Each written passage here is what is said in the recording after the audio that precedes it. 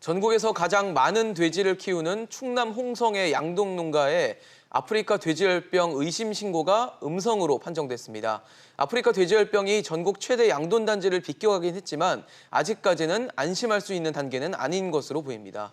네, 이런 상황에서 이제 이번 주부터 황금 연휴로 해외여행 가시는 분들 있으실 텐데요. 우리나라가 아프리카 돼지열병의 발병국이 된 만큼 여러 가지 주의할 것들이 있다고 합니다. 오늘 손바닥 경제 시간에는 아프리카 돼지열병 상황과 또 해외여행 시 주의해야 할 점 하나씩 짚어보겠습니다. 자세한 내용 전문가와 짚어보겠습니다. 경희대 글로벌 미래교육원 권혁중 외래교수입니다. 어서 오십시오. 네, 어서 오세요.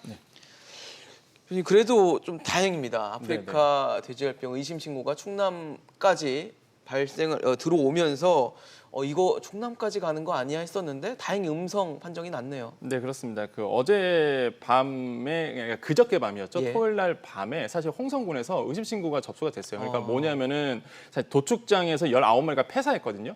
그래서 이제 19마리가? 놀래서 이제 그 다음 날 오전이죠. 그러니까 어제 오전이죠. 일요일 날 예. 오전에 의심 신고를 했고, 예. 근데 이제는 정부 당국에서는 발빠르게 움직였죠, 사실. 왜냐하면 위험하다 보니까 이게 아까도 말씀드렸지만은 홍성군은 충남 같은 경우는 몰려 있거든요. 이게 양동 농가가 몰려 있기 농가들이요? 때문에 사실 그래서 긴장을 했다가 네. 그래서 발빠르게 대처를 했습니다. 그래서 음성이냐 양성이냐 어제 오후 6시쯤에 이제 나왔고요. 그 음성으로 판정됐기 때문에 사실 이제 정부 당국 입장에서도 굉장히 긴장의 끈을 놓지 않고 있지만은 그래도 네. 한숨을 돌렸다. 이렇게 보시면 되겠고요.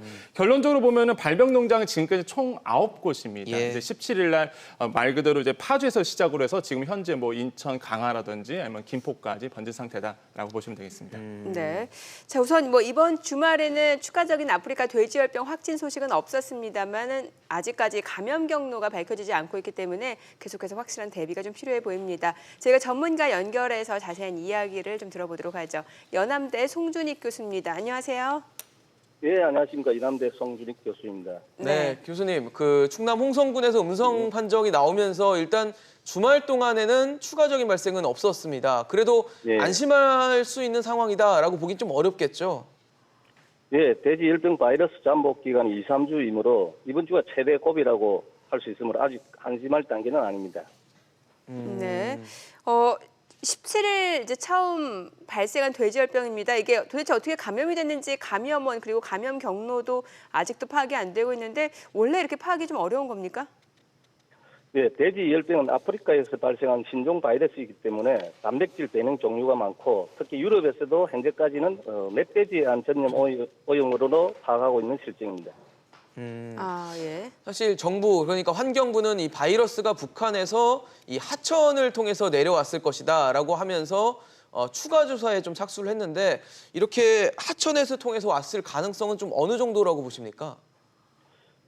예, 저는 축산 사양 전문가로서 볼 때는 가능성이 낮다고 봅니다. 왜냐하면 과거에는 지하수에 의한 돼지 음수였다면 현재는 상수도에 의한 음수를 공급하고 있기 때문에 하천에 의한 오염은 낮다고 볼 수 있습니다. 아, 그렇군요. 가능성을 낮게 보시는데 자, 이제 문제는 또 태풍 미탁이 이제 우리 2일 날 다음 달 2일 우리나라에 영향을 줄 것으로 예상이 되고 있습니다. 이러다가 이게 질병, 아프리카 돼지열병 확산이 조금 더 가속화되는 건 아닌가라는 우려도 있거든요. 예. 어떻게 봐야 될까요? 보십니까? 태풍이 오면은 예. 아프리카 돼지열병이 확산될 수 있는 거 아닌가요? 예, 태풍의 진행 방향, 즉 바람의 그 방향에 따라서 달라질 수 있겠지만은 무엇보다도 그 농가는 축사 주변의 위생 및 관리 소독과 동사 특히 출입문의 단속만이라도 할 필요가 있지 않나 생각합니다. 네. 사실 17일 날 파주에서 시작해서 연천, 김포 또 이번에 충남에서는 아직 음성이 나오긴 했지만 계속 확산되는 모습에 정부의 방역 활동이 좀 미흡한 거 아니냐라는 지적도 있습니다. 좀 확산을 막기 위해서 어떤 부분이 더 필요할까요? 예, 물론 최악의 상황은 오지 말아야 하지만은 최악을 대비한 작업은 아직까지 농장은 축사 주변의 소독이나 특히 청소, 태풍이 지나가고 난 뒤에 특히 일부러 개방된 축사를 밀폐하고 그리고 관리를 해야 하고 특히 매몰지를 확보해야 할 것입니다. 농장주들이 좀 주의해야 될 부분은 없을까요? 특히 돈사에 출입할 때 사용하는 출입문에 대한 단속을 철저히 해야 할 것입니다. 아, 왜냐하면 출입문, 외부의 예. 동물이나 이런 가축의 출입이나 사람의 출입에 대한 방역을 철저히 해야 합니다. 네, 알겠습니다. 알겠습니다. 교수님 오늘 말씀 잘 들었습니다. 예, 고맙습니다. 고맙습니다. 네, 저희가 연암대 축산 계열의 송준익 교수 연결해서 좀 내용을 들어봤습니다. 네. 지금 일단 소비자 입장에서는 뭐 상황이 이렇다 보니까 돼지고기 가격 폭등이 예상될 수밖에 없을 것 같은데 실제 주말에 마트나 시장 분위기가 어땠나요? 그 대형마트 같은 경우는 재고분이라는 게 항상 존재합니다. 그러다 보니까 사실 지금까지 소비자 가격에 그렇게 뭐 변동폭이 크지는 않았는데, 근데 문제는 재래시장이었죠. 사실 실제 재래시장을 갔다 왔습니다. 예. 그래서 이제 잘 가는 정육점 아저씨께 네. 어떤가요? 물어봤더니 예. 어떠셨나요? 예, 계속적으로 오르고 있는 추세고 앞으로 더 오를 것이다라고 이제 말씀을 하셨거든요.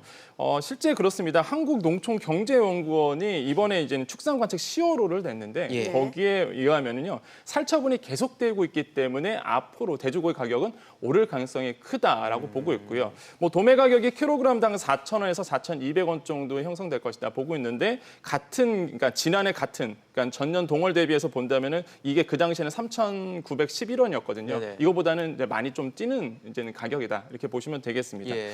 전염병이 처음 떴을 때 메커니즘이 항상 존재해요. 어떤 가축 전염병의 메커니즘이 있는데 이게 뭐냐면 처음에는 전염병이 돌기 시작하면 가격이 뛸 수밖에 없습니다. 가격이 뛰게 되면 당연히 소비자들은 가격에 대한 부담감 때문에 먹질 않게 되고요. 네. 또 한 가지는 의심하게 되죠. 그냥 식품을 믿을 수가 없다 보니까 사실 거기서 회피하게 됩니다. 그러면 당연히 수요가 없으면은 당연히 가격이 떨어질 것이다 이렇게 보고 있는데 사실 그렇지는 않습니다. 이게 가격은 떨어지지가 않아요. 왜냐하면 수요가 공급 곡선을 본다 그러면 그 균형 가격이 공급이 워낙 없다 보니까 예. 왜냐하면 살처분을 계속하지 않습니까? 네네. 그러다 보면 공급이 따라주지 못하기 때문에 가격은 그대로 아니면 더 오를 가능성이 더 클 수밖에 없는 상황이 존재하게 되죠. 그러다 보니까 사실 가격은 계속적으로 올라가는데 이건 더 소비량도 안 되고 그러면 당연히 피해 보시는 분들 같은 경우는 돼지고기와 관련된 사업을 하시거나 아니면 양돈 농가들 굉장히 많은 피해를 발 수밖에 없거든요. 이런 가격의 메커니즘이 있고요.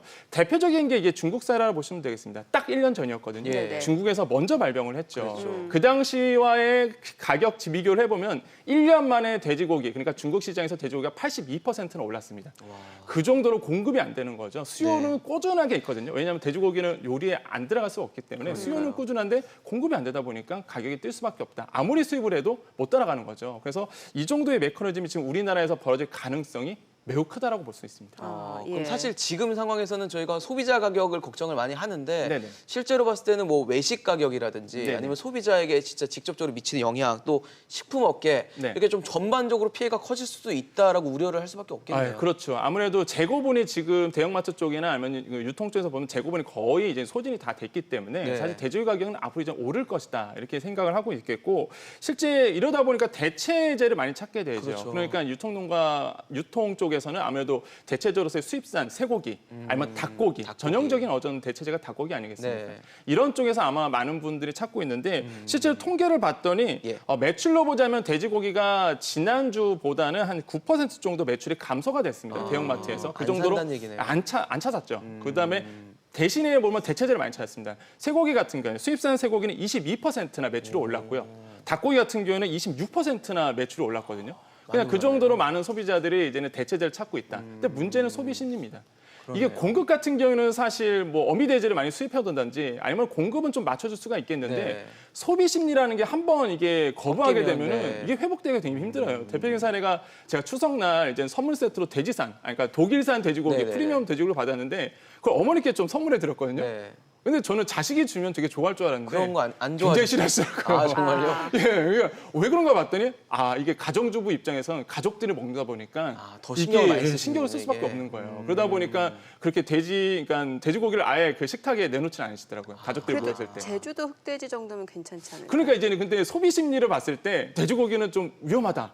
이렇게 이제 가정주부께서는 이렇게 이해하실 수밖에 없거든요. 그러니까 아무래도 이게 주부 소비 부단이시니까, 심리입니다. 네. 그러다 보니까 소비 심리가 이렇게 회복되기가 굉장히 어려워요. 그러니까 과학적이지도 않고 사실 팩트가 아님에도 불구하고 그렇죠. 이제 가정주부 입장에서는 마음이 가지 않는 거니까. 소비 심리의 회복이 좀 늦게 될 수밖에 없다. 그래서 이런 부분이 굉장히 조금 어렵고 그렇게 되면 당연히 소상공인들이 가장 큰 매출의 피해를 타격을 보겠죠. 입게 되고 또 한 가지는 돼지고기를 어쩔 수 없이 먹으시는 분들이 있습니다. 네네. 워낙 좋아하시는 분들, 없으면 못 하시는 분들 이런 분들은 이제 금겹살을 먹게 되는 거죠.